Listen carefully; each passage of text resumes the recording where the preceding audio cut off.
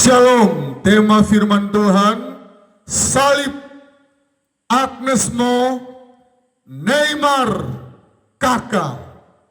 Wow, temanya salib, Agnes Mo, Neymar, kakak. Saudara, kita akan melihat apa hubungannya salib, Agnes Mo, Neymar Junior, Ricardo kakak Brasil, ya. Mari kita melihat dalam Matius pasal yang ke-27. Lembaga Alkitab Indonesia memberikan perikop Yesus disalibkan. Ayat 32. Ketika mereka berjalan keluar kota, mereka berjumpa dengan seorang dari Kirene yang bernama Simon. Orang itu mereka paksa untuk memikul salib Yesus. Simon dari Kirene. Saudara yang Tuhan Yesus kasihi, kita melihat bagaimana Agnes Mo begitu melejit dari trio Kwek-Kwek. Karir pertama Agnes Mo sebelum dia go internasional dari trio Kwek-Kwek. Imannya berkata waktu dia diwawancara di masih kecil, trio Kwek-Kwek, dia berkata, gantungkanlah cita-citamu setinggi langit, imannya itu. Dan apa yang dia imani terjadi. Dan yang membuat saya terharu, saya menjadi berkat. Agnes Mo banyak kekurangan, tetapi dia selalu berkata ketika dia menang akademi apa, gelar-gelar internasional, yang dia selalu katakan, semua karena Yesus, semua karena Tuhan. Bahkan dia mengutip kitab Timotius, jangan engkau menganggap engkau muda, orang menganggap engkau muda, tetapi jadilah teladan. Dia mengutip firman Tuhan, dan saya percaya karena salib Kristus, dia berani mengaku di depan seluruh Indonesia, negara muslim terbesar di dunia, Indonesia. Saya bangga lahir di Indonesia. Nah, saudara yang Tuhan Yesus kasihi, Agnes Mo, lagu yang sangat luar biasa yang membuat juga saya tersentuh yang kedua. Karena salibmu ku hidup, karena salibmu ku menang, engkau yang berkuasa sanggup melakukan mujizatmu di hidupku. Penyanyi di Indonesia ratusan ribuan, tetapi yang membuat dia terkenal sampai-sampai nama yang ada di Facebook, nama yang ada di luar negeri, ruangan meeting mereka dinamakan Agnes Mo. Begitu populernya Agnes Mo sampai ke luar negeri, ke seluruh dunia, dan dia selalu menyaksikan bahwa imannya adalah Yesus Kristus.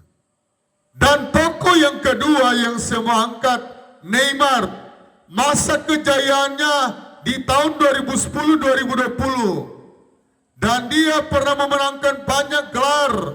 Dia menjadi di kejuaraan sepak bola remaja Amerika Selatan, medali emas Olimpiade 2016.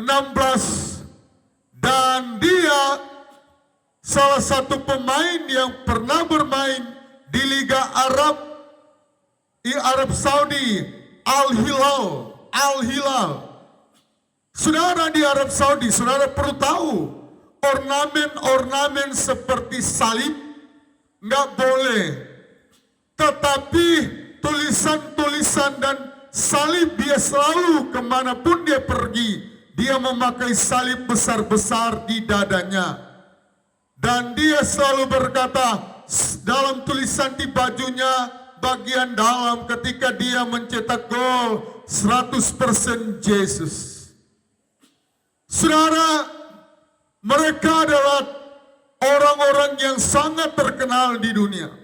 Bahkan bermain di Liga Arab tidak sembarangan memakai atribut-atribut keagamaan. Tetapi Neymar mampu menyatakan imannya. Bagaimana dengan kita? Dan juga yang salah satunya yaitu Ricardo Kakak. Di tahun 2006-2007 memenangkan Liga Champions bersama dengan klub raksasa Italia AC Milan. Dan tahun 2002 dia pernah menjuarai Piala Dunia bersama dengan mega bintang yang lain dari Brasil. Dan dia selalu membuka bajunya ketika dia mencetak gol. I belong Jesus. Saya milik Yesus Kristus. Saudara, jangan ada di antara kita yang menjual iman kita. Karena salib, mereka menyatakan iman mereka di wawancara seluruh Indonesia, wawancara seluruh dunia. Agnes Mo, dia mengutip ayat-ayat firman Tuhan. Karena dia tahu bahwa di dunia ini hanya karya kematian Yesus yang mampu menyelamatkan isi dunia ini. Saudara, Ricardo Kakak, I belong Jesus. Dan dia selalu mengangkat tangan ketika dia mencetak gol. Carlo Ancelotti tertipu ketika dia baru dibawa ke AC Milan. Wow, ini saya dikirim seorang mahasiswa, badannya kurus kecil. Tetapi ketika badan yang kurus kecil ini, ketika dia mengandalkan Yesus, pernah dia menjadi pemain terbaik di dunia. Dan dia mendapatkan Ballon d'Or tahun 2007. Saudara, Ricardo Kakak selalu menyatakan imannya di tengah-tengah lapangan, di saat dia mencetak pertandingan-pertandingan yang penting, pertandingan besar. Di kaos bagian dalam dia selalu angkat dan dia berkata, I belong Jesus, saya milik Kristus. Dan saudara milik siapa? Kalau saudara bukan milik Kristus, jangan sampai milik milik S. Saudara yang Tuhan Yesus kasih, pemuda-pemudi, jangan takut engkau berkata, saya milik Kristus. Dan saya percaya di tahun 2025 ini akan terjadi pelipat gandaan keselamatan. Akan terjadi yang namanya banyak orang yang tidak mengenal Yesus, yang dari agama seberang, dari agama Muslim, Hindu, Buddha, Konghucu, semuanya mengenal Yesus secara pribadi. Karena saya percaya kedatangan Tuhan sudah tidak lama lagi. Gempa di Myanmar 7,7. Saya percaya di balik gempa yang besar ini akan terjadi penuaian besar-besaran. Saudara, banyak pendeta-pendeta lebih mencondongkan khotbahnya, lebih kecenderungan tendensinya kepada pelipat gandaan berkat. Tapi malam ini, 1 April ini, saya mau katakan bahwa surga sementara mempersiapkan program-program penjangkauan jiwa di seluruh dunia, termasuk Indonesia. Indonesia dilawa Tuhan. Akan ada banyak orang yang diselamatkan, tokoh-tokoh agama dari agama lain akan ikut Yesus. Mari kita katakan bersama, mari kita deklarasikan bersama 1 April 2025 ini. Saya mau mendeklarasikan bulan keselamatan. Tahun 2025, tahun keselamatan. Saya anti. Jujur ya, kalau pendeta-pendeta mereka berbondong-bondong taut berkat internasional, mana buktinya? Banyak di PHK. Mana? Oh, engkau akan tahun promosi pendeta-pendeta besar. Tetapi saya mau katakan, ketika saya bergumul dengan Tuhan, Tuhan berbicara di hati saya, pikiran saya sampaikan. Bulan April tahun 2025, tahun keselamatan, tahun revival Allah. Revival terjadi di sini. Gerakan Allah mulailah. Saya yakin, saya percaya kalau Simon Kirena dia dipaksa, dan saya percaya kita mendengar firman Tuhan ini tidak dipaksa. Yesus disalibkan. Inilah berita terpopuler, berita paling utama di Alkitab.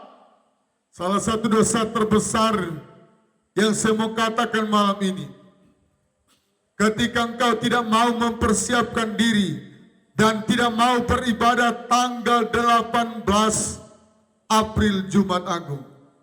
Di pelayanan kami mau membuat ibadah ulang tahun gereja.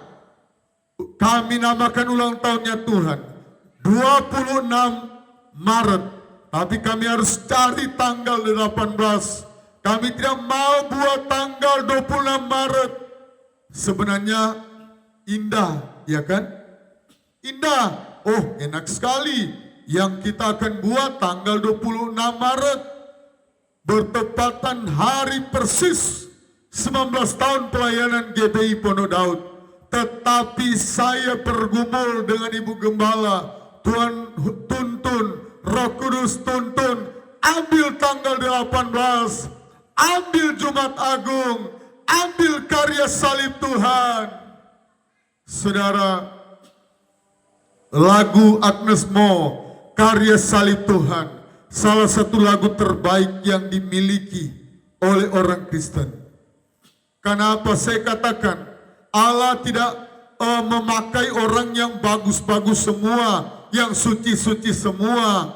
Mungkin orang berkata, cara berpakaian Agnes Mo, Pak Pendeta, tidak baik. Betul,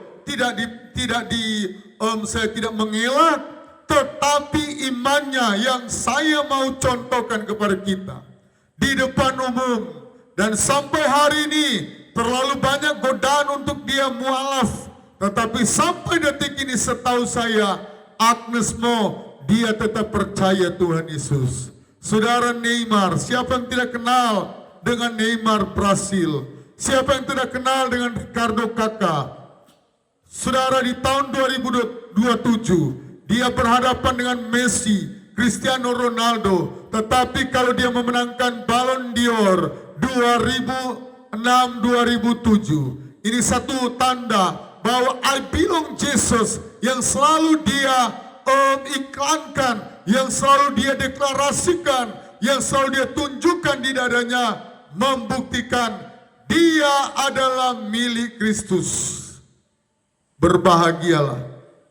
Saya boleh berdiri di tempat ini, pendeta Kristin istri saya, karena salib.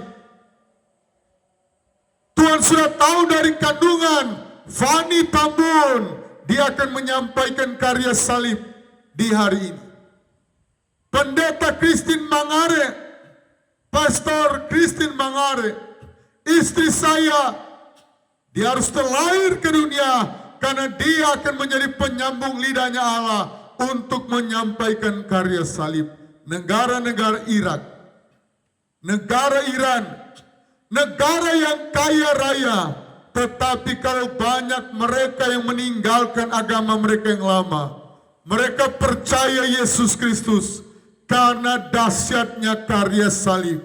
Saudara, film terbaik di dunia ini film apa? The Passion of the Christ. Mereka mendapat penglihatan, mimpi.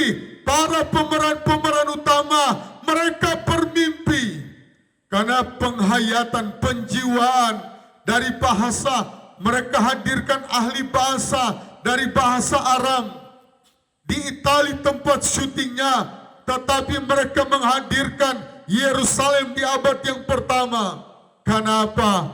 Karya film The Passion of the Christ sempat dilarang diputar di Indonesia karena banyak sekali orang yang sudah mau percaya Yesus. Karya Mel Gibson, Jim Caviezel yang bertepatan umur 33,5 tahun ketika dia dipercayakan bermain menjadi pemeran utama. Salib yang dia pikul, salib yang beratnya asli, dia sampai maki-maki, oh terlalu berat. Dia punya tulang punggung ini rata, rasa-rasanya mau hancur. Bahkan yang bermain penjahat yang ada di sebelah kanan kiri dari The Passion of the Christ beragama Muslim, Barabas. Dan pemeran kedua ketiga ini yang ada di sebelah kanan sebelah kiri, salah satunya sudah percaya Tuhan Yesus. Saudara, kapan? Mari ikut Yesus. Yesus satu-satunya penyelamat, sang soter. Simon dari Kirene disuruh untuk memikul salib, dipaksa pada waktu itu. Dan saya percaya kita yang ikut Yesus karena ada kuasa Roh Kudus melalui mimpi, melalui penglihatan seperti film The Passion of the Christ. Banyak pemain-pemain yang bertobat, pemain-pemain yang merasakan atmosfer yang ada di situ, kehadiran Roh Kudus hadir di situ. Salah satu dosa terbesar saya mau katakan, kalau engkau tidak beribadah di minggu-minggu sengsaranya Tuhan. Minggu-minggu sengsaranya Tuhan, hari yang penuh berkat, hari yang sangat sakral, bulan yang sangat kudus, bulan yang sangat suci. Saudara mau putar 100 kali, 1000 kali Kejadian sampai Wahyu, tetap muaranya, intisarinya, kesimpulannya, karena salibmu ku hidup, karena salibmu ku menang. Engkau yang berkuasa, sanggup melakukan mujizatmu di hidupku. Saudara, karya salib yang akan menyelamatkan bangsa ini, karya salib yang akan menyelamatkan isi dunia ini. Cuma hari Jumat satu-satunya hari yang dikatakan Jumat Agung. Dan cuma hari Minggu yang dikatakan adalah hari Paskah, hari kemenangan. Yesus dia mati dan usianya 3 hari. Kalau agama-agama lain mereka mati, kuburnya permanen sampai hari ini masih ada. Tetapi kubur kosong membuktikan dia hidup. Sebab dia hidup, ada hari esok. Amin. Sebab dia hidup, ku tak gentar. Walaupun pengamat-pengamat berkata krisis keuangan dimulai dari tahun ini, tetapi kalau kita bergantung kepada Tuhan, bersandar kepada Tuhan, Tuhan memberikan kita kemenangan. Saudara, banyak sekali tokoh-tokoh dunia, ketika mereka mencetak gol, mereka mencium salib di mulut mereka. Mereka menunjukkan ke atas bahwa salib yang memberikan mereka kemenangan. Puji Tuhan, Tuhan Yesus memberkati. Dan saya yakin dan saya percaya karena karya salib kita semua diselamatkan. Dan sekali lagi di akhir khotbah saya, Tuhan mau mencurahkan paket keselamatan terbesar sepanjang dunia ini berdiri di bulan April ini. Dan di tahun 2025 akan terjadi revival, kegerakan Allah yang besar dari Sabang sampai Merauke, 200 negara lebih yang ada di seluruh dunia ini akan menerima lawatan keselamatan, pelipat gandaan keselamatan. Tuhan Yesus memberkati.